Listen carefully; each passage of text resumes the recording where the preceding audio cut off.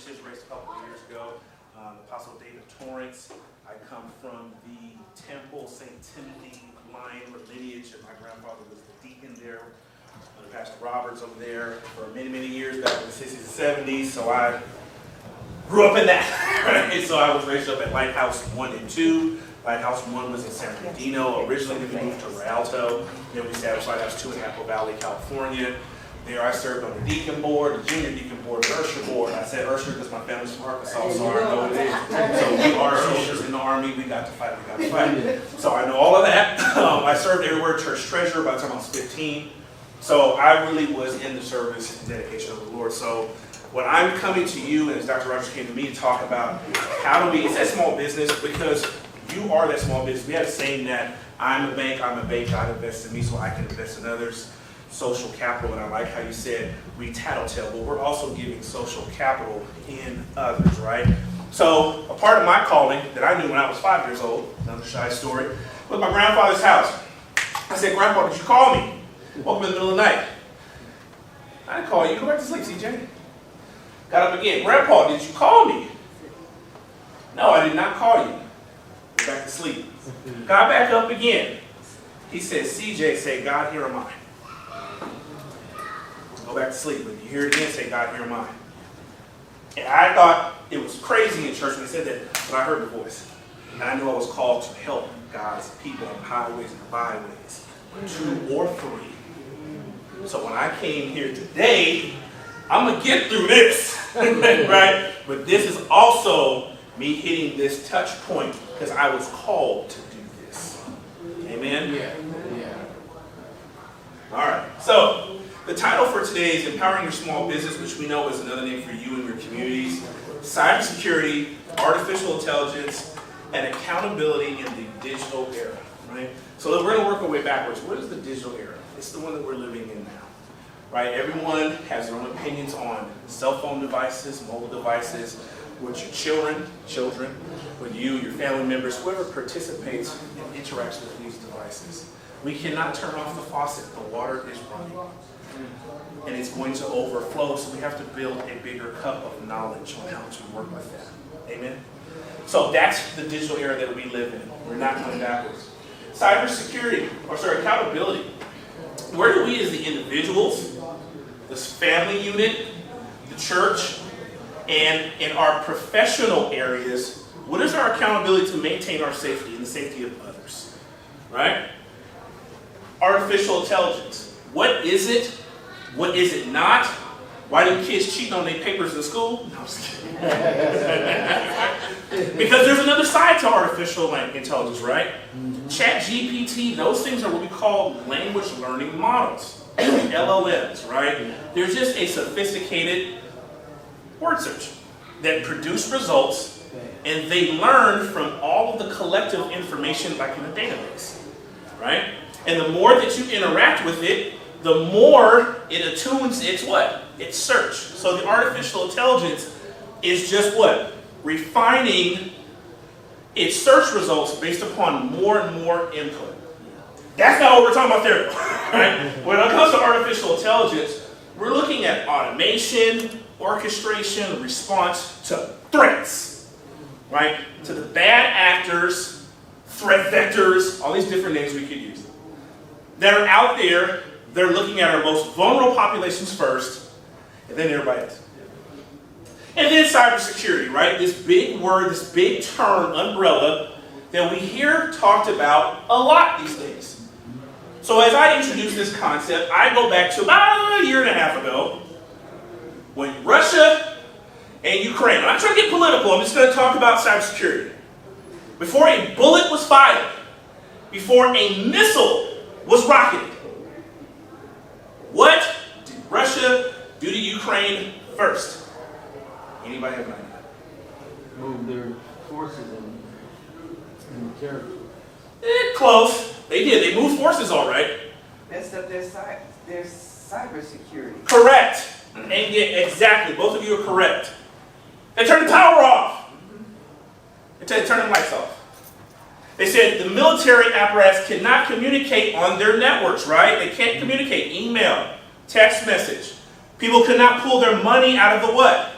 Banks, the ATMs. So if you tell people you ain't got no lights, your top military brass can't talk to each other, say what's going on, and people say, hey, I need to give me a water bottle, and they can't pull money out the bank, chaos ensues. We see now, unfortunately, the result of over a year ago. Israel, Iran, they're now going at it. Iran said, yeah, we'll send missiles first.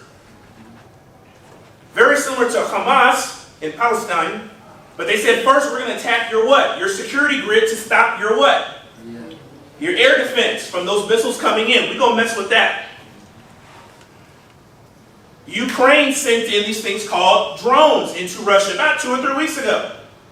We're teaching kids at Cajon, my school, we're teaching them how to hack into drones. So in case something happens in the future warfare, the future scale of this, they'll know how to say, I think they're sending drones. Okay, let's go ahead and break this down. Because body armor and tank armor is not as important as UAVs, unmanned, unair vehicles, right down. Because there's 3 layers to this, ladies and gentlemen. There's the government institution, there's the business or smaller scale institution, you have small business, medium tier business, enterprise level business, and then you have the individual. All of these things tap into you as an individual. They tap into your business. And they for sure, as we've been learning the last 1.5 to 2 years, they for sure tap into your what? Your government. But I'm not going to scare you. Amen. We're not going to be afraid of nothing. That's this guy. Right? And that's my little company logo. There you go. It's got a little blurb. Who cares? There we go. Some more important information. So I want you guys to think about you're securing your tomorrow today with this information. I start off by saying that the most vulnerable populations are the ones they want. They want our elderly and our young.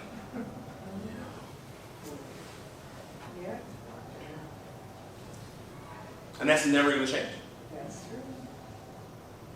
Think of our young with cyberbullying.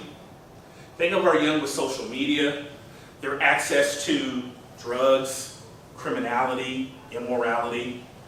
You got grown folks posing as teenagers and kids to get them to go meet somewhere, facilitating drug sales and other things. I've worked in schools, I know, doing investigations. For our elderly population, right, just YouTube, watch scammers from other call centers in other countries, ask to get remote access to your laptops or mobile devices, say, I can help you out. Someone mentioned spam calls, where if you're on there long enough, they're trying to pull information from you. And it's always young and the elderly. People that they know they're not tech savvy, but they have tech access. You've not been trained. But that's kind of most of us in the middle too. Right? So our mission today is to empower small businesses, which are you, through cutting-edge AI-enhanced cybersecurity solutions that transform digital risks into strategic opportunities, fostering a culture of innovation and accountability. So when you guys walk out of here today, I don't want you to feel ashamed. Goes that old church word.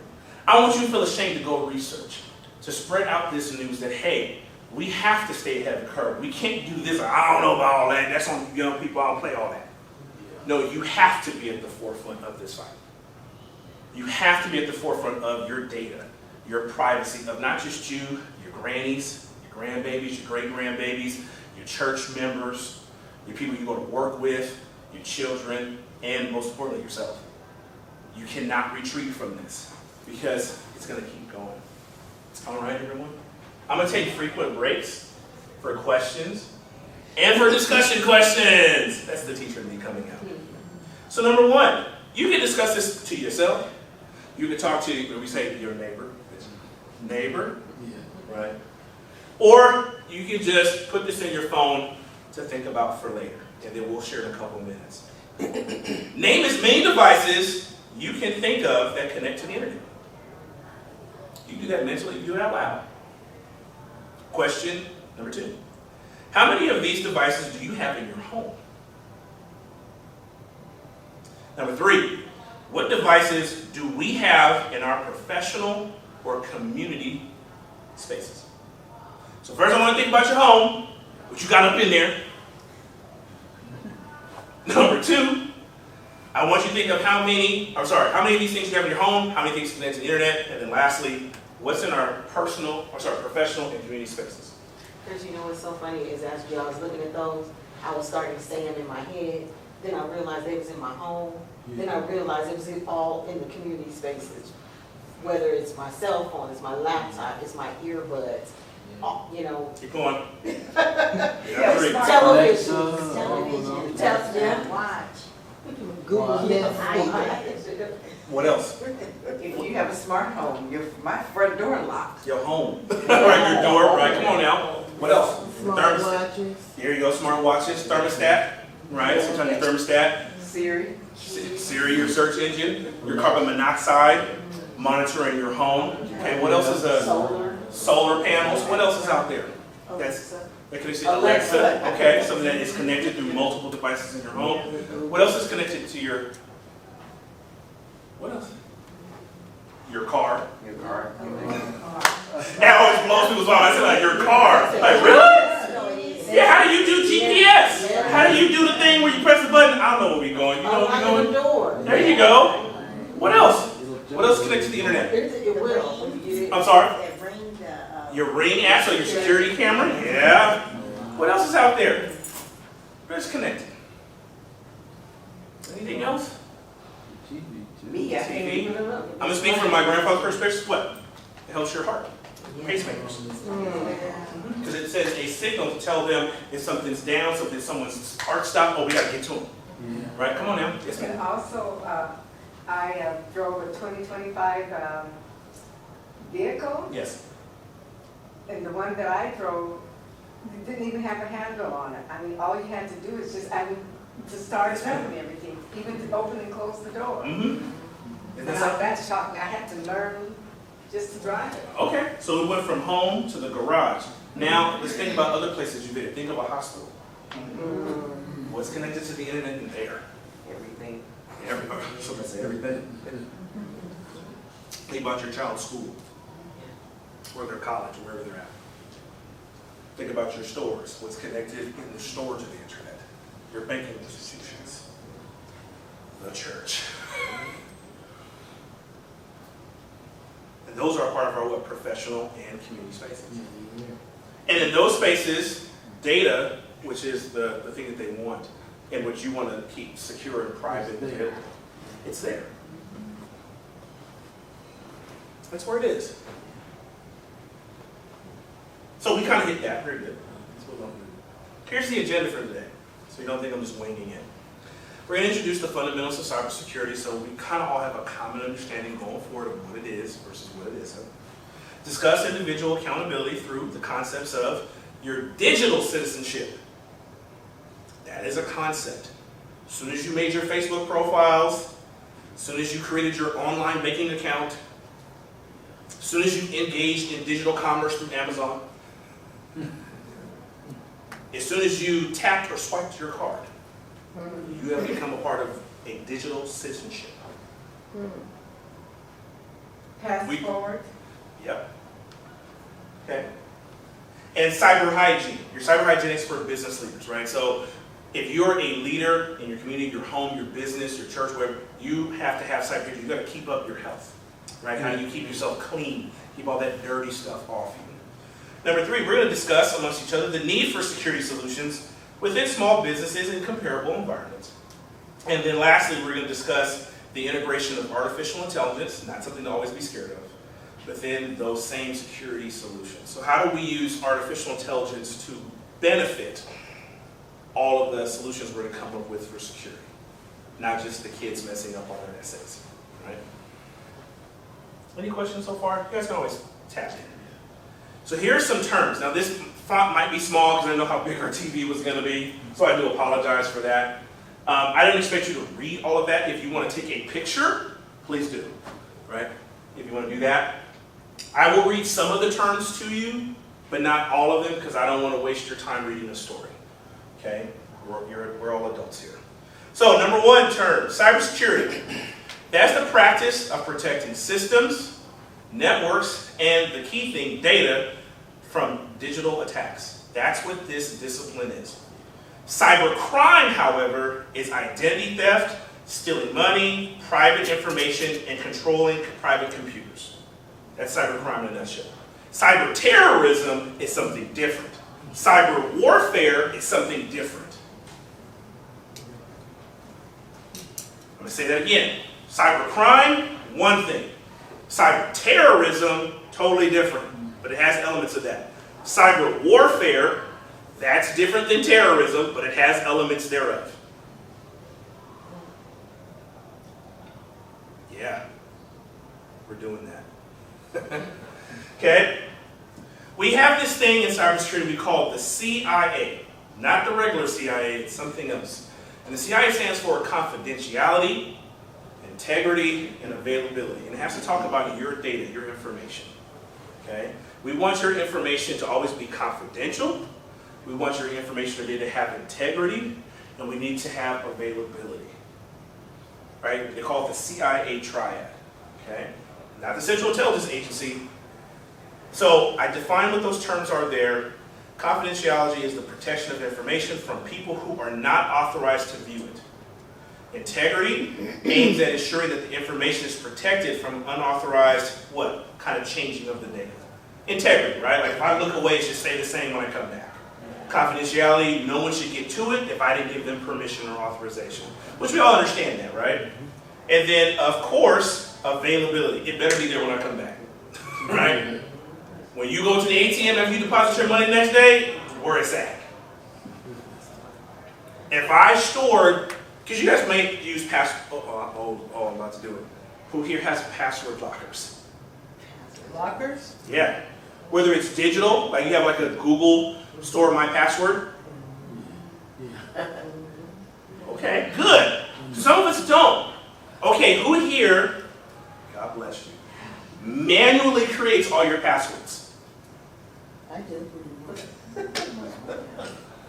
What did the old pastor say to you? You say, shut up! You guys know the password. You guys know it's near you. But yeah, so, no, you should not manually create your passwords. No! It should be an automatic kind of generated thing. And then you save it to your password locker or manager. It should be. Because you are a human being. You're going to have a pattern to it because you have to have it in this. But you have all of that out there to deal with. So your birthday, wedding anniversary, parts of your social security number, yeah, we're going to find that too. I'm done. Your birthday backwards like no one would know that. I'm going to use my granddad's birthday for this one. No! Yeah, I know. We all do it. We all do it. It's okay. Those ones they give you, they're a mile long. Yeah, and it should be a mile long because it's not a person all the time is trying to gain access to your data.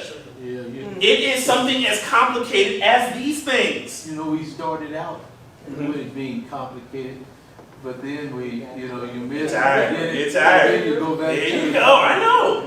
That's why you got to save it to a password manager. So that way it'll automatically enter it for you, right? Because it just does the variation. And then, I'm going to go on a couple tangents. I'm going to go on a couple tangents coming out. But do you guys know that there's also spyware that tracks your what? Keystrokes. Yeah. So even if you do memorize, sister, all of your passwords, and you can type them all out, mother, they looking at what you're typing. You just need to hit enter. And that's done. They can't track it at that point. You got to think the people that want access to your data are some of the most devious scoundrels out there. Old time religion said, lie, steal, kill, and destroy. They're one of those. Yeah. And they will stop at nothing to get it. So you have to be ahead of the curve. We can't be lazy, lack of a better word. So we have to have those long passwords that are randomized. We do. Okay. Because once they access your bank, it's over. Yes. So you already have this password you created, my granddaughter's last name, but you want to change it to what you're saying. Mhm. How does that happen? You go into the settings to your web browser. So if it's Google, you go to your password manager, go into your settings, and you hit reset and set it to that default. Done. And here's why you don't use your personal information for passwords. My students, we talk about this all the time. We actually did have a data breach. A couple of districts have them, every couple of years. I think this one was coordinated for something else. But we had a breach with, anyone heard of Power School? Power School, there's Aries, there's Power School. These are like student information systems, SIS. So when you hear a notice from a school, right, the district sends some things out, or if you're a parent and you log in, now this is new stuff. If you had kids in the 90s and 80s, this wasn't around then. It was like a 2000s thing. So if you got your grandbabies, ask your children, like, you guys got Aries or Power Schools? And they're like, you sure do. And I can't stand it. They text me every time, right? So yeah, they have that data, that information there. So when they hack into those systems, because this happens, like I said, every couple of years or so, they go in there and they take the student's information and the parent's information, as well as their what? Emergency contacts, which 9 out of 10 times is the grandparents. Yeah. Aunties, uncles, people that they trust to pick up their kid at school in case of emergency. And you guys know, because I'm pretty sure everybody in this room had to fill out them blue cards back in the day, or yellow. And currently, you have to fill it in to register your student for school every single year. We have to have updated information. And they just got to hack into that. They got your address, your email, your phone number, child's birth certificate, shot records, your social security number, your baby's social security number. They got all of that on there. So if I just had, a couple of days of trying, and you happen to use some grandbaby's birth date or somebody's college, we don't get it. Power Schools just had theirs hacked in October. Didn't tell anyone until December, January. And they said, sorry. So every school in the state of California that was attached to Power School, your child, you, and everyone else's data was free on the internet. What happened? I guess the same thing was happened. Recently, I got a letter that Target, they breached into their information. Oh, yes. Target's one of the My worst. secret is no longer. No, Target's one of the worst. That goes back to 2014. One of the biggest data breach cases in U.S. history was Target. And what happened with Target, this is one of those Johnny tangents. What happened was that it wasn't even an employee of Target that got hacked. It was someone who worked in HVAC. They were just working on the air conditioners. And they had an invoice account, right? Where you log in, you say, I did my job, here's the thing I did, here's my invoice for my contract. Well, someone hacked into that localized business, got in there, and they just sent an email, got into the email account, and just started, typing in stuff, and then eventually they got to department manager, district manager email, and they got on the email thread with the CEO. And that's how Target got hacked in 2014 with Palm Bay. I don't know if you guys remember, when all the credit card information got out there. Yeah, that's what was going on. That's how it happened. They hit all of that. Yeah. All of the main ones. It was an HVAC person, and it wasn't even that person's fault because they didn't have updated software in their computer. So once they got into that computer, they looked at their email server and said, oh, you got some Target information? And it took about 2 months to just sit there, send a couple emails out. Hey, you know what? I was looking into this. Can I get the district manager reps? Oh, yeah, here's the email. And then they did what? A phishing attack. And they got their credentials, and then they got to the next, until they got to the CEO. Ta-da! Got access to all of the information.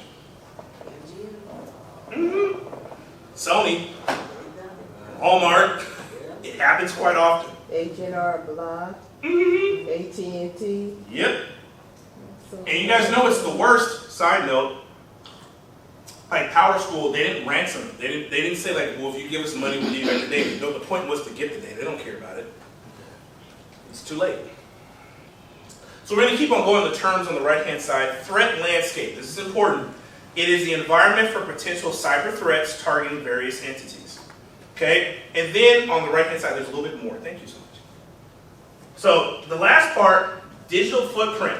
That's the information that exists about a particular person on the internet because of their online activity. So who you are in real life may not be your digital footprint. I used to tell my students this, and I've never done this with adults, so I'm curious to see if this is true. And I'm going to use church a little bit in this. Who knows more about you? Your pastor, your family, or your phone? Don't even answer out loud. Don't answer that out loud. Bishop. Now we're getting somewhere with them. Who know more about you? Your family, your bishop, your pastor, your ministerial staff, or your phone? Who is you more honest with?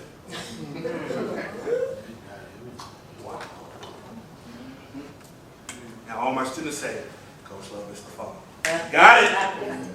Grown folks, I can't even call it. I'll let y'all decide now.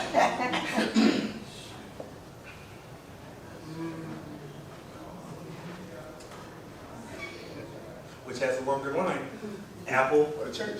Let me stop. Let's go on through this. Data. What is data, right? I go there. Data. I'm going to break down the science of it real quick. Data is the smallest unit of information in computer science, right? It's a 1 or a 0, on or off, yes or no. That is where artificial intelligence can span out from. It's just a decision that is made, okay? 1 or 0, we call that binary code, right? 1 or 0. All these things you see here displayed, they don't understand us talking to them. Even though we can talk to Alexa and Siri and all those stuff, they don't really understand us. They take that audio file, that information, they convert it into 1s and 0s, ons and offs to make them execute commands. Right? So that's what data is at the end of the day, right? You have data packets, which are small little packets where your information travels on this thing called a network. Okay? What is a network? Well, a network is a place where data is transmission between an established connection between two enabled devices, right? So when you go to the gas station and you don't feel like going in, or you've seen those YouTube videos of them things having things on there, and you tap it, boop, okay? That was a network connection, right? When the kids airdrop stuff at school they're not supposed to, that is a network connection, right? When you access a website through your phone, network connection. Wherever data is transferred, that is a network. And there's a couple of different ones, right? We all know about Bluetooth, right? Believe it or not, for those, well, everybody knows school here, these little things in here, right? Where they switch to like a little ruby red thing, right? The infrared kind of thing. A remote is a network connection. It's beaming data to the receiver on the TV to make it change. Infrared, right? So there's different kinds of data network connections, and there's different ways that data passes through, right? We all see them people from Frontier coming to your house now talking about, oh, get the high-speed internet that's connected to what? Light, fiber optics, okay? You got 1G, 2G, 3G, 4G, 5G, warranty, 6G, anything. That's just saying that you have your device that can transmit more data, right? You have a Wi-Fi network connection, right? Wireless. You have a network connection, cable. Something as simple as that, right? Now, when it comes to cybersecurity, there's typically 3 roles. So if you're a business owner or an individual in your home, you got to do all 3. They're not hard, but you got to know what they are. The first one is someone who understands governance, risk, and compliance. First being risk. It is risky to go out there with your data unprotected, right? Governance. When you go to Kaiser or whatever your medical provider is, they have to keep your information what? Confidential, has to have integrity, and has to be available when you say so. If they don't, you sue. AT&T messes up, or Target sends you an email, you sue. Because we went into a contract that said if I do this exchange of data with you, you'll protect it. And as a matter of fact, if my data gets breached, you have to at least put $1 million worth of insurance on me. Say that again. There's got to be $1 million worth of protection. So if someone goes in Singapore or Cincinnati or wherever they are, they just start to spin with your credit card information, You need to cover that cost up to $1 million. That's your job as a business. I don't even have to do anything. And you should provide consolidation counselors that can help me do what? File claims. Matter of fact, you have a fraud department at all of your banks that deal specifically with what? Fraud. And they have specialists who deal with that kind of fraud. State of California, we're different. We have a law enforcement agency just for customers who do online what? Purchases. That is our law enforcement to stop the scammers and the companies who do the worst with our what? Data and information. Sorry, Texas. Right? So that's governance, knowing your laws, knowing your protections, the risks, compliance. What is my role? What am I supposed to do with my data? What are you supposed to do with the data as well? Security operations. Who here monitors their bank accounts? You don't have to show of hands. I just trust everyone does, right? You have to monitor your data just like that. Just like you do your social security number. So, I'm going to ask another question. Who here has Googled themselves? It's scary when you do. You're like, oh my God, that's out there. You'll be surprised what's out there. Google your phone number.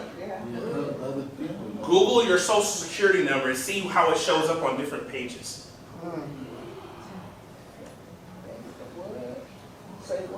Yeah, indeed.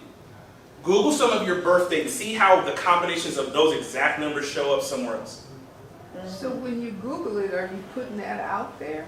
Your social security? If it's already there, it's already there. So you wouldn't Google all of it. You would Google it a combination of it. Does that make sense? So instead of the first three, you would put it the last three, and you would see if something comes up in that sequence. Because they randomize it sometimes. More than you think. Well, they always ask, your last 4 digits of your social security number. Just look it up. Yes, ma'am. Yeah, I remember my brother Googled something anyway about me online, however it's done. And when it he Googled it, came back to me, and I checked, but everything wasn't correct. Right. And I said, well, this part isn't correct. I mean, part of it was, but part of it wasn't. But it showed where it was somebody else, but I was close to that person. So I don't know what he did. I'm not real. It's okay. That's what we're here today to talk about. That is your digital footprint, ladies and gentlemen. The incorrect and the correct information that's attached to you. I'm sure that sometimes we get a phone call from someone, hey, do you know someone at this address when you're about to make a card purchase or something like that? They're verifying. And sometimes you get the wrong address. I never lived there. Where did you even get that from? It comes out on a credit report like that. Sure does. Got me living in 4 different places. And so a security operations center, that's where someone's looking at logs. They're looking at attacks. They're looking at kind of weird things that probably like, that's odd. How did that come up? Whether you're pulling from Experian, your credit report. Just look at where is that coming from? But like I said, just Google yourself and just see that person's got the same name as me, but they got a whole lot of stuff going on about them. Now, think about employers, business connections, relationships, or something, even for your grandchildren or your children. Because your name is probably going to be attached to their stuff too. Right? Applying to college, financial aid. There's a lot of things, and this is the parent part of it, and grandparent part of it, or aunties, uncles, whatever. You'd be surprised what people will find out about you evaluating your student. Especially when they're fresh out of high school. They don't have any history. So the best thing they got is you. You have any references? My family. Right? Even old employers, old employees, this is one of the harshest truths. Old employees you used to work with, talking a little bit with, they'll put all kinds of bad things about you on the internet. That issue did not die when you left, right? When they got fired, whichever way it worked out. Well, it's out there once it's out there. You can't delete it. It's out there. Yeah. And as a small business, whether you own a business or just yourself, your digital reputation is a part of your footprint. How many things on the Better Business Bureau get scrubbed out and says, no, you're lying, this is actually what really happened? No, the customer was right. You guys have terrible service, right? And then, of course, endpoints. That's a special term for any device that's connected to a network, right? That can be mobile devices, personal computers, IoT devices. We'll get into what IoT is. Servers, or the cloud-based connected devices. We talked about SIEMs, or SIEM, Security Information Management Tool. That's something that you may not adopt personally, but something, if you have a small business or a church or something like that, an organization, you need to adopt a security event, you need to have a SIEM tool. A SOAR, Security Orchestration, Automation, and Response Tool. So if something does try to attack your data, you kind of program it to do certain things in case you're not looking, that it kind of takes care of it on its own. And if it's a big threat, it escalates it to you, and then you build other things to solve the problem. That's the orchestrating part, right? And then cybersecurity frameworks, right? If you have a business or as a person, there are kind of like rules that you should have or you can follow to build proper data security. And it's called a framework, right? And it helps what? Lower risk, keeps you in governance, keeps you in compliance. Most small organizations, most home organizations like your family, and even middle tier, like school districts, do not have adequate security frameworks. Number one, because they ain't got enough people who are knowledgeable on the subject. Number two, they don't even have the tools to address the issues as they come. Does that make sense? It's like you have no alarm on your house. And so if someone breaks in, you have nothing to tell you that your house is being taken up. They're just walking out with TVs and everything. Okay? I'm going to take a quick break, let you guys absorb that. If there's any questions, comments, or concerns, please share them now as we get ready to transition to cybersecurity fundamentals. Thought I had So that. on your laptop, I'm going back to the passwords. Yeah. On your laptop, when your laptop says save this password, is that kind of like a backup for that program you were That is talking it. about? That's it. That's the It. program. That is Okay. it. That is your password locker Okay. or your password So management. when I change everything, save it to there, and then I'm okay. Yeah, you're okay. And those type of passwords you can access from your cell phone if you have it connected. It'll always be there if you sign in with your profile. Okay.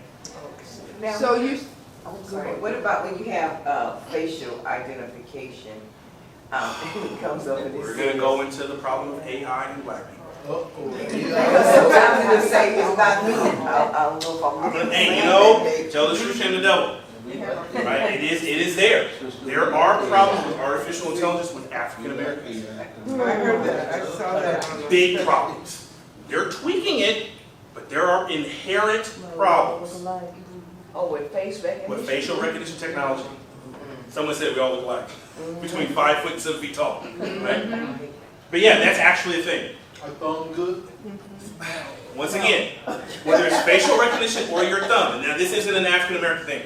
Are you sure you want your face digitized where someone can access that? Or your fingerprint? Are you sure you want that? Now, it's a great tool to access a device locally. That's great. But what happens if someone gets access to this locally? I got your face. wait a I minute. got your thumbprint. But how How do they get it? here? We go. They're not, That is an excellent question. No, that is brilliant. I'm waiting for that. How do they do it? Well, let's ask a question. Where does your information when you log into your phone even go? where? Yeah, where's it go? The cloud? No, he does something far worse. But no, it goes on your phone, right? Because it's used for the operating system. Like you guys have heard of Android, right? iOS for you horrible Apple phone users, right? And then you have a couple others that are out there, like the operating system. It's stored locally, right? But who owns that data? Who owns access to it? These cyber people? So I said, cyber people. Well, because you entered into a what? A contract to use their device and exchange data to have access to their technology. Okay, so it's Apple. Yeah. Everything you do. Apple. Okay, Apple, But who else do you have on your phone besides? Most times Apple all of the software applications are Apple-based. If you're an Android person, you give access to third-party applications. And when you hit that check, because everybody reading all that, you just hit check, I need this, flashlight, I need that on my phone, boop, right? And then you don't even read the fine print. Quick question. Yeah. So, cybersecurity, everything you just said, I gave all my access, I get breached, somehow there's a new auto loan in my name, but it's not me, and I get it resolved. Is this more affecting the individual or is it more affecting the businesses? Because who has to pay? Because I've been a victim of fraud and it all got expunged in seconds. I mean, not seconds, but it didn't affect me. They had to cover. So who gets? Well, that's what we were talking about earlier, brother. That Okay. there's always an insurance policy. It's kind of like when you run a sport league or you have a team, you have to have insurance, right? Yeah. The school side has to have insurance. If you train or work with kids, you have like $1 million insurance policy, like $500,000 to indemnify yourself from liability, right? So most of the banks, they have to absorb that cost to do business. And that's why I said most of us, when we get the random things from Target, Walmart, AT&T, you got to put them back on the spot and say, no, your business is supposed to not just only cover me, but it should cover me up to $1 million. Number one. Number two, you should provide some type of counsel, which could be lawyers, and counselors, debt, people like that, that should be able to work with me to navigate this situation. Because when I tapped, boop, with your business, we entered into a contract. I exchanged data, you're supposed to secure it, store it, at a certain point, delete it. And if that contract is violated, that's not on you, that's on them. Now, if it's Walmart and you call your bank, then it becomes your bank versus Walmart. Because the bank says, well, where's this money at? And then they go at each other. And they just refund you your money back. And if it turns out your claim is false, they take that money right back out, right? But if it's founded, the bank says, oh, you good? We're going to go to them. Because they got the big pockets. So that's how that works. It's a great question. And that dovetails back into this question here, which is who owns your data? When you click, you gave them 50%. You sure did, sister. You gave them half because it's on their technology.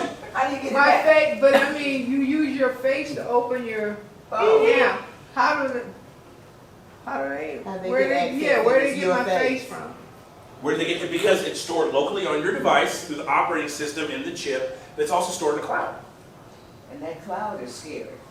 It can be. Yeah. But when you know what it does, it becomes less scary because you become more informed on how to protect yourself.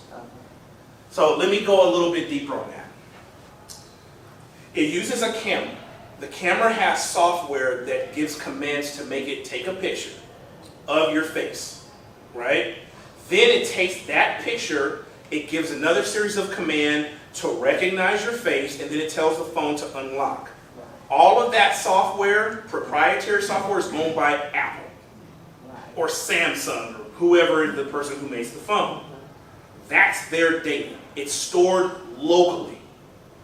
If you needed to get another phone, you could redo that same picture, or you would just what? Transfer the data from one phone to another. Well, no one's sitting there with a pencil and pad writing that information back on there. It goes up to the cloud that they own with their servers, right, their infrastructure, and then it goes back to the new phone. That's how your contacts go from one thing to another, because we don't have to do those stupid SIM cards anymore. Yeah. Because we're little things, little SIM cards.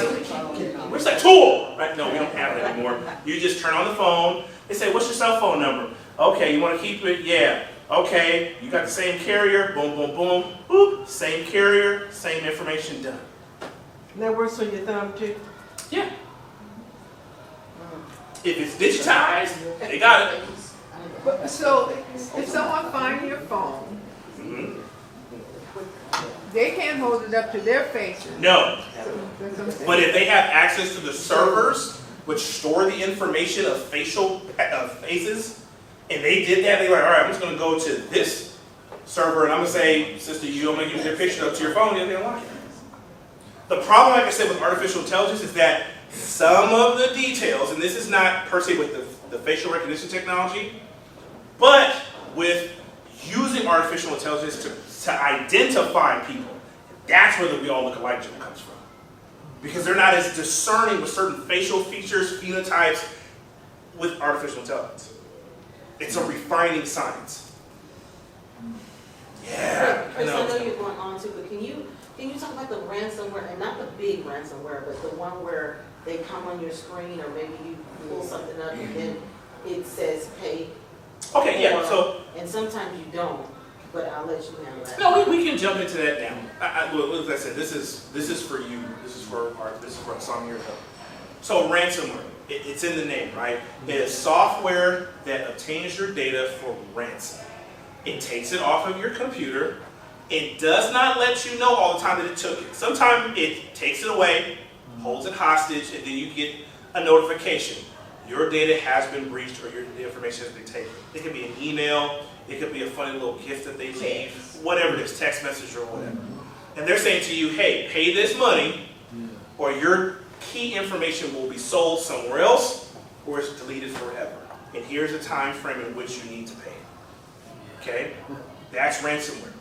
Another form of ransomware, okay, which is kind of old, but it still works, is just doing this. Bro, you want to do that? No, keep it. You get your phone out for me? I'm not going to have you do anything. Can I see that? Thanks. Take your phone. I'm going to steal your phone. And if I've been a co-worker of yours long enough, we call this shoulder surfing. Hey, what's up, man? You on your phone, about to call your family member, about to check the game or whatever. Hey, what's going on, bro? You don't do anything. You got to get your phone out again so you keep this going. Moving back. Yeah, this is old school, but it still works. Right? Hey, what's going on, brother? Yeah, you do anything? You going to unlock your phone? Oh, man, did you see that thing the other day? Yeah. Next thing you know, it's your job, your phone comes up missing. Nobody can find it. Whoops. But I know once I unlock your phone, got it. Students do this research all the time, by the way. Adults do. That's a thing? It's a thing, yeah. Coworkers Shoulder surfing, yes, absolutely. Absolutely. Here's another ransomware access joke, right? This isn't a joke, this really happens. Maybe not so much, right? Let's say we're all in the parking lot right here. This is our job. Let's say this is a thumb drive. I don't have one with me, but thumb drive. Walk away. We know we got some nosy coworkers, some nosy parishioners. We got people who just don't got no sense. And what they gonna do when they see that on the ground? And it has like a company logo, could be church logo, bishop. What they gonna do? Pick it up. And instead of telling somebody that they found something in the parking lot, what they gonna do? Stick it in there. There you go. And we'll stick it up in there. On the work computer. Or worse, they're going to take it home and think, I'm about to find out all the business. I think this is sheriff's. And then what happens, sister? They're going to do what? Get the information, the data, and then they hold it for ransom. We talked about keystroke trackers, right? Spear phishing or phishing through emails. Ransomware, those things are akin to that. And you just hold it for ransom. Another part of ransomware is they don't want the money from you. They sell it. The dark web. People have heard that scary term, right? Which it is, but it isn't. They just sell your data somewhere else, in another country where you'll never figure it out. That's when you get those weird phone calls like, who is this? What country is this? What? I don't know you. Turkey, India, Pakistan, those kind of places, right? Another ransomware technique is, they may have something access to your email. And then they'll email you posing as another business, a vendor, AT&T, something like that, and say, hey, there's something wrong with your account. Can I get remote access with you so I can figure it out? And we all shake our heads, but we do that with the telecommunicators all the time. Because telecommunications is a part of digital communications. So are you sure the person you're talking to on that phone really works for AT&T or Verizon or T-Mobile?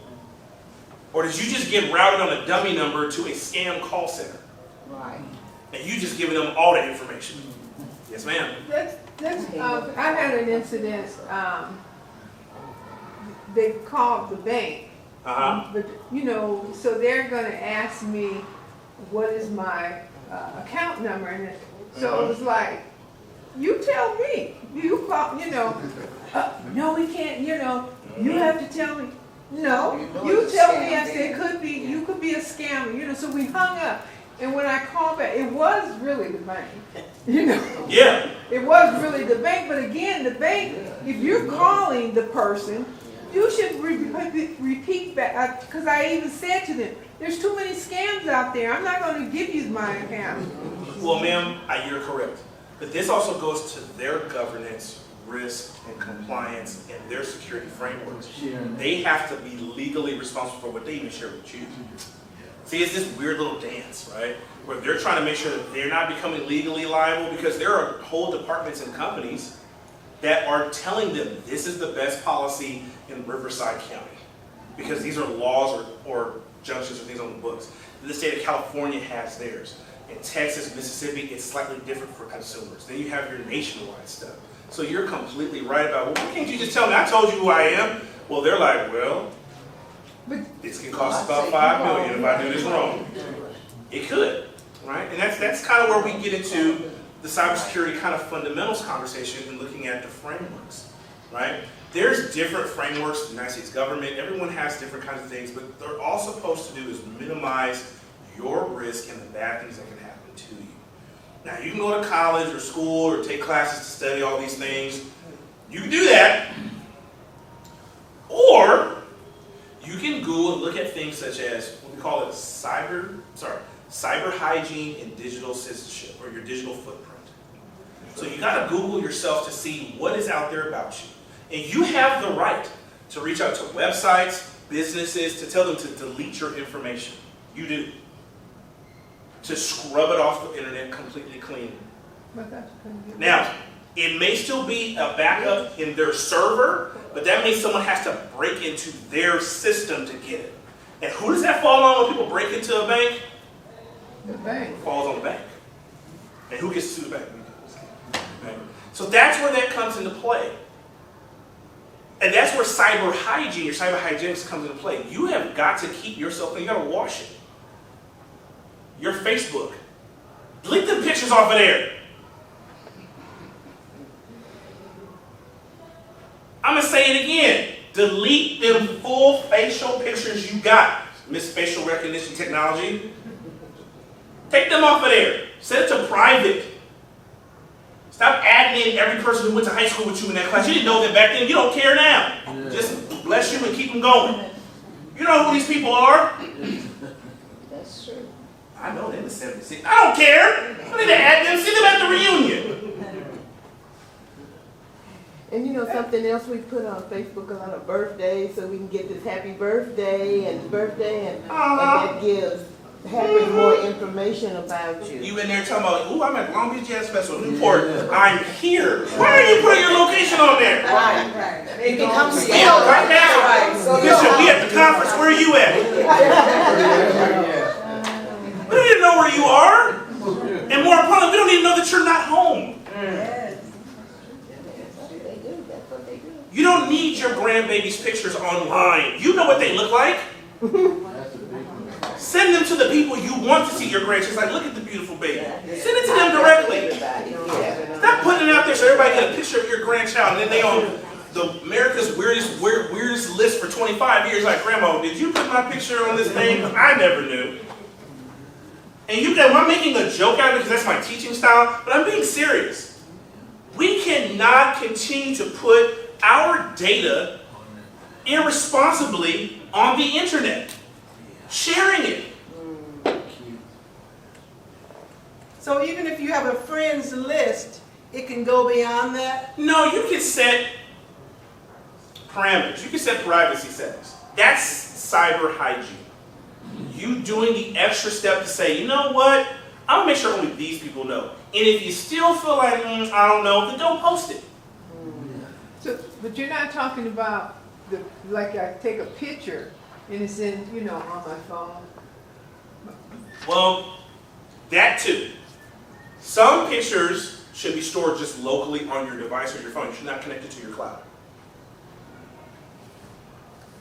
I'm going to say that again. Some information, whether it's pictures, documents, because you at work, you download a file or something from your job, you know you're not supposed to do that. You download it on your phone, whatever, no one's going to keep track of that. Church information, personal information. You should not have that attached to a cloud, your iCloud or whatever it is you have. It should not be connected to your Outlook. Because if someone gets that, it has it all. Mitigating risk. We call that partitioning, like you put it in its own little safe, its own little siren. To where if someone got to one, it doesn't get to all. Okay, so in your phone, if it's not in the cloud, when you know, for it to, say you lose your phone. I don't know. But anyway, you know how you get a new phone and they can transfer over the information? So where do they get it? It went from the cloud. Okay, but you just said don't put nothing out there. I didn't say put nothing. I said you be careful and mindful of what you attach to your cloud. So in case that if someone gets your phone, they don't have access to your social security number. Does that make sense? So you don't need to take pictures of, I know people who do this. They take pictures of their IDs because they don't remember all that stuff. Their passports or whatever, their kids, whatever it is, they take pictures of it. Some people take pictures of their insurance cards or whatever, just in case I left it in the car, I'm driving another car, registration, whatever, and they put that in the cloud. They just say, hey, let me just pull it up in my phone. Here it is, officer. Here, do what you need to do with it. Right? It's about mitigating risk. So how do you stop it from going to the cloud? You said they put it in the cloud. Some things you don't even know is how you. Well, that's where I'm getting to cyber hygiene. You need to learn your device. You need to read the operation manual. You need to sit down with the person who sold you the phone, or you need to use the internet and look at, okay, I need to disable these things where it talks that way to the cloud. Some of your applications, right, in your phone, they get updates automatically. Some of those things you can opt out of. And those, because you always say, do you give us permission to access your phone, your audio, your speakers, your camera? Do you mind if we look at your contacts? Do you mind if we have access to your pictures? Your location. And you say, only this time. I'm smarter than the phone people. And you think it was only that one time they had access to it? No. As soon as they ripped it, it goes. Now the question is, do they delete it after a certain amount of time? And that's something you have to talk to your carrier about. Does everyone kind of see? Now, we're still on fundamentals. Like this, all your questions are great because we're talking about endpoint or device management.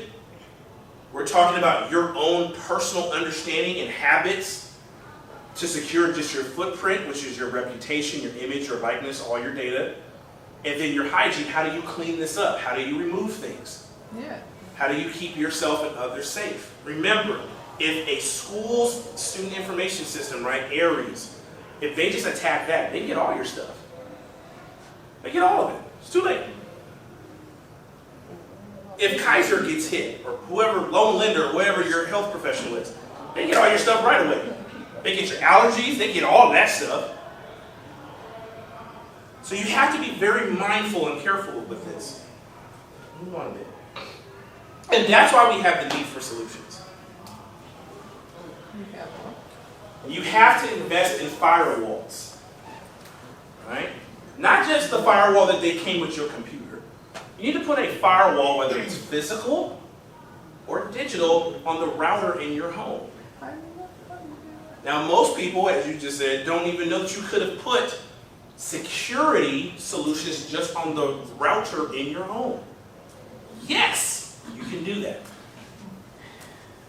So not just does your device have a firewall that filters out all the bad data traffic and everything else, but you can put on the router. So as your devices talk to the router to get to the public internet, there's a filter right there on your network. Because most of us, when you're at your house, you say, all right, what's the Wi-Fi in the house? And you look for the local devices that can give what? A network connection to the public internet. Well, whose cherry blossoms, that ain't our house. Yeah, they'll show all the Right? houses. They'll show everyone in the area. In the neighborhood, okay. What did you just They say? do, they come up, yeah. It becomes discoverable. The network can be discovered by a device. So people can, and this happens, people just rolling through the neighborhoods and can park and sit Using my and try to internet. get access to your Using network. my internet. Yeah. And most of us, I'm gonna be honest with you, when you start your computer, laptop, you don't have your data on a private network. You have it on the public network, which is your router. Which means that it can share the files with everyone else who's on the public network. Think about your job with the printer, right? When you gotta send something to the printer's on the what? The work network, it's public. And every once in a while you'll see this thing that says, do you want to share files on the network? I know what that is. Nope. That's what that is. I want you guys to think about this.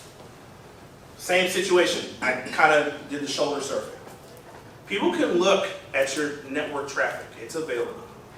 And if I know that every, I don't know, Friday is your payday, and I know whether it's going to be your laptop or your phone in your home, you're going to check with Bank of America to see how much you got paid. And if I kind of know, because I can look at it, track it possibly, how long, milliseconds, right, it takes to go from your phone to log into Bank of America, which is different from ESPN, because they're two different servers, to see that back and forth traffic, I can sit on that data connection and figure out, okay, that's his Bank of America time, and now I'm going to try to hack in and get his Bank of America login credentials.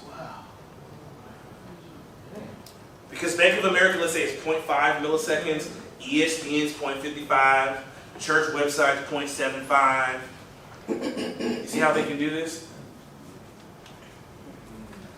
So when you have a firewall, they can't always see that data traffic. And we haven't even got to other security tools that you do that can mask it. That can make, and then there's the size of the data packet too. Like Bank of America, it has a certain size. So it takes like 2 or 3 packets, whereas Wells Fargo is like 4 or 5. So if I know that information and I sit in the neighborhood long enough and I can see all this traffic, I'm gonna figure it out. Because there's some types of security that says the message itself is encrypted, right? Encryption means it's kind of conjumbled where no one can read it but the person who sent it and the person who's reading it, right? It's like that old password game. Here's the password. What's the password? Then I give him the message. Then he's got to get the key to open up the message. Us doing this, turning our backs to you, you can't see it. But I didn't give him a password, just gave him the note. Does that make sense? I can have you see us hand each other this all day, but he has to have a key to unlock the message. That's the data encrypted. This means that this is, you can't see it, but we didn't secure the message itself. But we all think HTTPS is a great thing. HTTPS, right, secured hypertext protocol, but you guys know this on your bank websites. It just says that, hey, you Johnny? I'm Johnny. You Bank of America? Yeah, well, I'm so-and-so. Secure. We did a handshake. Let's give up all this. Oh yeah, that face, I love that face. That's all that means. It means that you are certified to be the website you say you are. It doesn't mean anything else is secure. It just means that you have said, I am who I say I am. Y'all know what I just did there. And this is why we have to have the need for solutions. And the first solution is learning, which is where we are today. The next solutions are having firewalls and other protections for your home network if you're a business. Yes, sir. Firewall, what is that? There we go. I was waiting for somebody to say that. I've been saying it. I'm like, somebody get the firewall. Okay, I want you guys to think of the information has to go over here. There's a wall that's saying, no, you cannot go. Okay. Right? We're only going to let positive things go in. Negative things get blocked out. A firewall, you can create all the settings to block out things to not get on your network. Right? A firewall can block your children, grandchildren, someone in your house from accessing something on the what? On the internet. Because data is going out and say, hey, I want to go to this website. The website says, yeah, we're here. I'm going to send you the file, the web page, because a web page is a file. It's a page, right? It's just in digital form. And if you don't want them to look at that webpage, the firewall says, no, stop. I'm a wall, you can't get past me. Yeah, that's why schools have it. Did you say you could buy a firewall? Yes, you can. You can buy the software for it, but then there are physical ones that you just boop, plug it into your network, your router, and it just uploads automatically. Yeah, that's pretty cool. So that's what a firewall does. It blocks information from going in or out. And you can buy this. And Absolutely. Put it into your. Network router? Okay, when we speak of the router, where is the router? Your router is the thing in your home with the blue lights, and when it goes red, it means there's no internet. So the router is what, The modem. no, not a modem. A modem is I'm not going to get technical, but a modem is just what turns the signal to where the computer can read it. The router is what allows it to go out on the internet, because it's routes. Okay, but you said you could put it on the router. Yes, you can. Firewall. Where- You still didn't say where the router is. Okay, so that No, the router's box in your thing house. is not the router? The router's in your house. You use that to connect to the internet. Does that make sense? That's why I said it's the thing in your house that when the lights go off, you can't play with the internet. It's off. It turns like red lights. That's the modem. Okay, so It's- that box it's- is next to the computer, you turn it on. Yeah, that. Which It's turns not a on the modem. The internet. modem, guys, they're two It's different probably things. that Sometimes router they that's on top of it. Sometimes they combine them, but it's not a modem. A modem it's a modulator, demodulator. It takes a signal and changes it to where the computer can read it. Remember dial-up? So how do you get to it? That's what she does. I just said it's a router. I just described it that it has lights on there, so when, And it's a low. So Yeah, it's like a little tower, so I'm but just sometimes- saying that it's It's separate in from- my house. separate from the I'm modem. saying it's the thing that's right on top of that little box that's on the thing, that has the three lights on the outside with the internet and all. Yeah, that's the router. That's the router right there. yes, that's the router. And most times they combine them, right? You don't have a Mine is separate. you don't have a modem router separate no more. They Right. sell them all together Oh, most okay, times. Yeah. so this tower that or something. Yeah. Break it down. No worries. No worries. That's what I'm here for. But that's what I'm saying that, go ahead. So from the computer, Mhm. is when you send the firewall to that router, or how do you do that? Your computer should have its own firewall that comes with Right, it. right. The router does not come with one. The one that you rent or you pay or you bought it doesn't come with a firewall. Okay, so we want to know how will we put it on that router then? What I said is you No, can no, plug it in okay. physically, and then it automatically loads. And then it talks to your computer and says, hey, there's a firewall on the router. You can then, the technical word is configure, you can play with the settings to make it do what it needs to do, which is block traffic coming in Okay. or going out.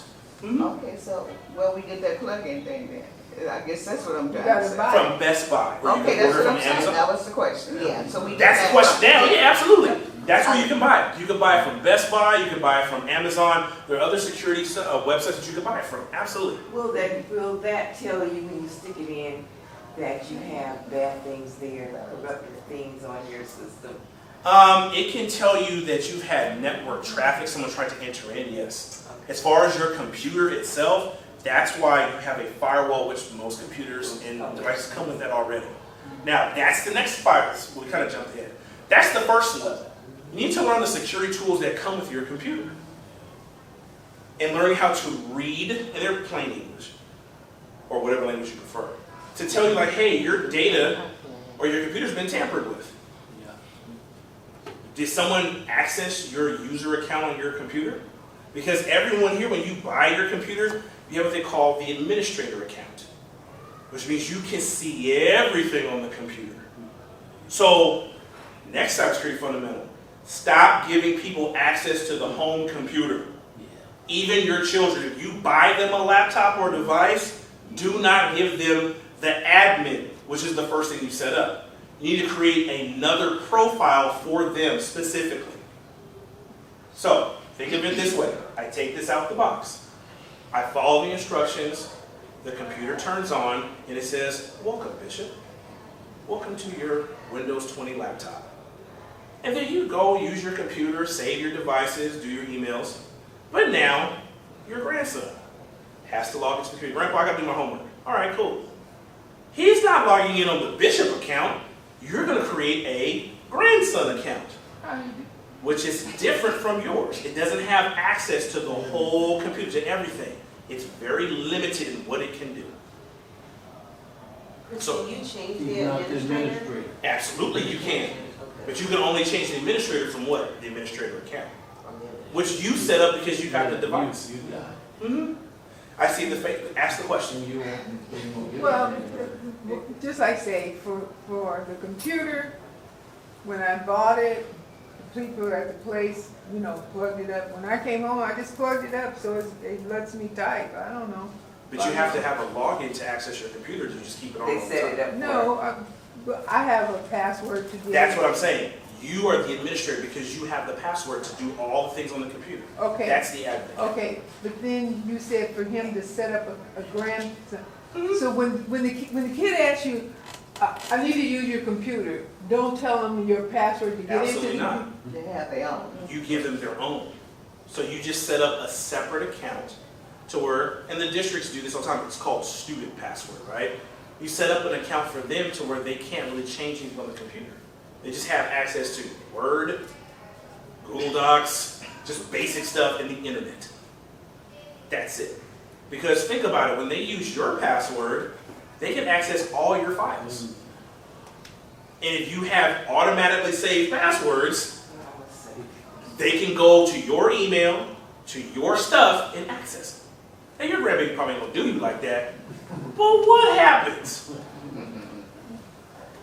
You see what I'm saying, sister? Yeah, You have to yeah, okay. prepare for that. Okay, I'll ask another question. Go ahead. No, it's okay. I set up the password to get into the computer. Now, where do I go to set up another password that says my Go to grandson? settings, click on users, create a new user, Oh, okay, I and didn't do know it that that. way. Okay.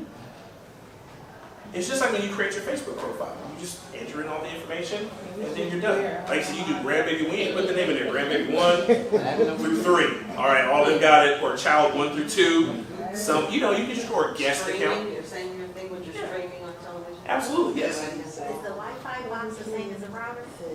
Yes, that allows you, that, the router allows you to do wireless connection, right? And that's kind of the other thing I want to get to is, I should have a spare camera. When we talk about cybersecurity fundamentals, right? Yes, and We talk about the different kinds of connections. The first connection were these things, cables. that's what I'm saying. They talk about- Right. Right. These were the first set of connections you could do to transfer data, plugging it in, right? Plug it in, and then you can send information back and forth. Well, of course, cybersecurity fundamentals is being careful on, is this your cord? Girl, you got a charger? Bro, you got a charger? I got to charge my phone. Oh yeah, sure. You don't know what's on this cable. You don't know what software is in here. You have no clue. You just assumed. And all you did was, all right, thank you, man. Let me plug it into plug it into that wall charger over there. Did you guys know that you could do what we call power over internet? That you can access the internet through those. Mm-hmm. Or power over Ethernet, PoE. Yeah. Yes. So I have a question. Yes. 2. Go ahead. No, go ahead. No, there's a thing at our church, in the lobby at the entrance, and it has like 3 prongs. Stuart, do you know what I'm talking about? That might be an extend. It's extended. It's an extender. It extends Wi-Fi. But it's in the plug though. Yeah. You're saying- What it does is it's picking up the Wi-Fi signal from the central hub and then just blasts it out even more so more people can have access to it. What I'm saying is that you can have, and one of these, and they can have a little device there you don't know, and they'll give you a cable,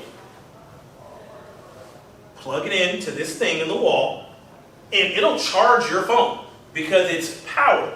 But the Ethernet also can travel through power. Yeah. Also, with certain cables, they look like they're doing one thing, charging, but they're also what? Taking data. There you go. Well, Stealing. So that's why we have to have the need for these So solutions. don't let these people charge their phone at your house. I wouldn't. I know. Hey, There's you gotta usually look, bro. family that, Hey, that's that. no. oh, you look. Or I make sure that they know, like, hey guys, this is the cable. This is what it does. Hey, use that cable. But I'm not gonna have them look at me and say, hey, I got my data breached, and then you're coming at me a different way. because I want to protect others. This is why I said us getting this information today, we are going out to tell people like, hey, you need to be careful whose cables you use at your job, at church, wherever. You need to be careful or bring your own. If you know that you ain't gonna go without power for a couple hours because it's midnight service, then bring your own cord, your own cable. Stop borrowing. Yes. What about like using Wi-Fi like at the airport? Never mind. It's unsecured. Yeah, 'cause that means everybody at the airport is looking at what you're doing. Once That's again, what I think. that's a big public network. That's what I think. Big public network and data breaches happen. If you have to use the internet, use your own mobile device, as they call it, They a have hotspot, or to hotspot. tether it with a what? Use your Cable, own to where you thing. connect it to your laptop Yeah. to use the internet through your phone. I don't even like But no, please don't do that. In the restaurants and all that. You don't even trust like communal bathrooms at airports. You sure don't trust your data. Absolutely not. Communal bathroom. You know, Chris, I know we started a little late, but is there some pertinent things that you yes, want to this is wrap up the with? last slide. And I thank you all for engaging in in your question and answers, because we had to do it a little backwards this time. Yeah. So the last thing is artificial intelligence. We hear a lot about what's good, why it's bad. I made the joke earlier about how it's messing with the essays with the students. But artificial intelligence does happen to work in cybersecurity, right? In security solutions. So I'm not going to be able to bring it up and spin it up to show you. But when you do get an SIEM, right, tool, which is that security management tool, or SOAR tool, artificial intelligence does allow you to say, hey, I don't want any of this stuff ever. So it just does this for you. Kicks it out. Or hey, if you see this, kick it out, but tell me. And I'll get an alert on my phone. And if you're a small business, a church, something like that, that is really key. A home network, that's very key. Especially because, here's the thing, most of us know when it's danger time. Christmas and tax season. Right? Because we always know when we go to that mailbox, we look at people looking at us trying to access our mail.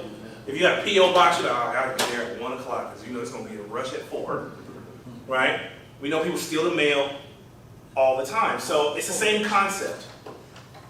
You can set automation tools to be really, really hyper vigilant and strict during the holiday season. And then maybe you set it to be a little bit looser during those off seasons. Same thing with your bank account, security alerts. You can turn that thing all the way up. And that's an automation tool during the holiday season or just before in October. And then around about February, I don't need to get an email saying, did you make this purchase, did you make this purchase, did you make that purchase? I just went to the gas station, guys. I don't need to get blown up all the time. Okay? Same thing with your network. When you have people coming in from out of town, or when you yourself are traveling into other states and other areas, you turn that sucker up.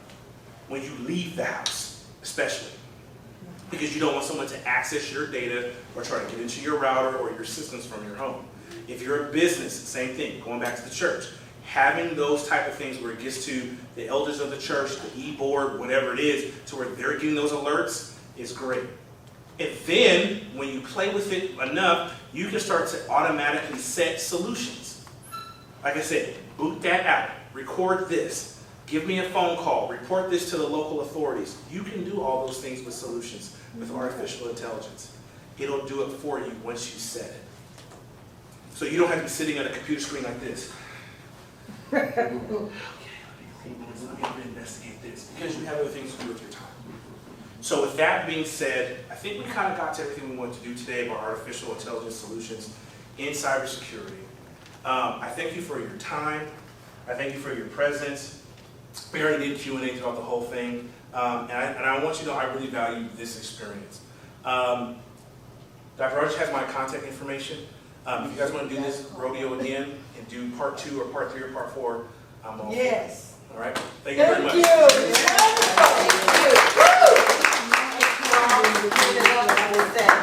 Chris, again, he's no stranger to the church, as you can see, by the 80-mans and all the I had to be in the pulpit at 7. My grandmother wasn't There quite you taking go. it out here getting the word. I was like, really? Hey. But as we are wrapping up, before I turn it over to Bishop and final, is there any other pressing, we want to make sure that any of the workshops that you did not leave with a pressing something you wanted to ask I know unfortunately y'all gonna have to do a lot of corrections, but we'll get through it. We want you protected, and most importantly, our goal was also to take this back to the churches because we have to do some protection there as well. It's very important. Those ransomwares, like you said before, we've been challenged with those in our school districts before, and they want millions when they ask. And thank God in our case, we didn't have to pay, but our San Bernardino Sheriff Department, they held them for ransom and they had to pay a pretty penny to release information. So it does happen, and be careful what you click on.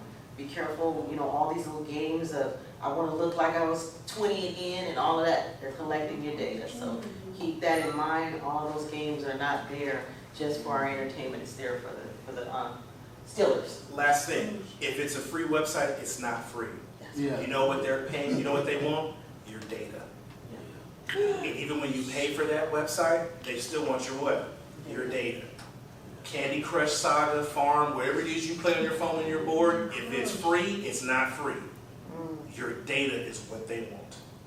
So never forget that. Oh, Facebook is free. No, it's not, because you gave them a lot of your data. Your child playing on that Xbox, it's not for free, they're getting your data. No website you're ever on is for free. Someone else is paying the cost to view your information. So how do we exit out? Ma'am, unfortunately, unless we all unplug from the internet, we just have to use risk and look at our compliance and our governance of those websites.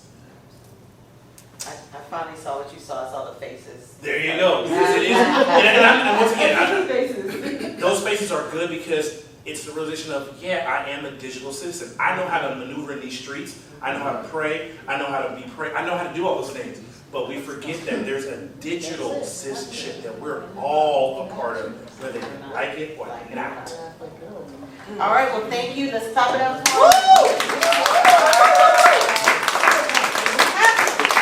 Good job, Chris. We appreciate it, man. Appreciate you. And your break, I believe, until Yeah, you got